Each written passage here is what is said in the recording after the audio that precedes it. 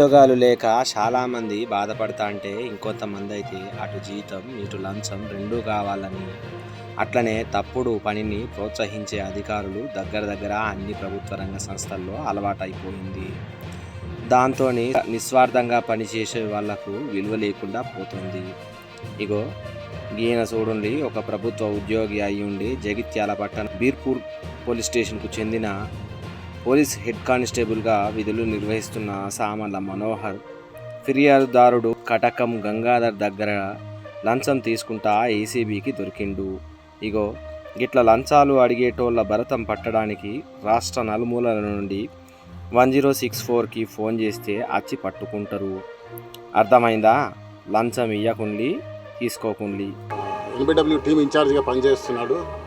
ఈ ఫిర్యాదుదారుడైన గంగాధర్ అల్లుడు బాలే తిరుపతి, అతను దుబాయ్లో ఉంటున్నాడు.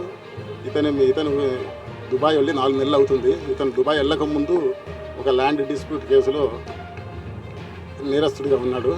అతను గైర్హాజరు కావడం వల్ల కోర్టు నుంచి ఆయనకు వారెంట్ ఇష్యూ అయింది. ఈయన వారెంట్ని ఎటువంటి చర్యలు తీసుకోకుండా వారెంట్ తామీలు చేయకుండా ఉండడం కోసము ఈయన బెదిరించి, దుబాయ్లో ఉన్నా కూడా ఆయనని బెదిరించి ఆయన దగ్గర నుంచి నెల 16వ తారీఖు నాడు 5,000 రూపాయలు తీసుకోవడం జరిగింది ఆల్రెడీ ఫోన్పే ద్వారా. మళ్ళీ ఇంకో 5,000 రూపాయలకి ఆయన బలవంతం చేస్తూ ఉంటే మా డీజీ గారికి ఆయన మెయిల్ ద్వారా ఫిర్యాదు చేయడం జరిగింది. తర్వాత డీజీ గారి ఆదేశాల మేరకి మేము ఈరోజు రెడ్ హ్యాండెడ్గా వాళ్ళ మామ బాలే తిరుపతి యొక్క మామ కటకం గంగాధర్ 5,000 రూపాయలు ఇస్తుండగా పట్టుకోవడం జరిగింది. ఈయన అరెస్ట్ చేసి తీసుకెళ్తున్నాము.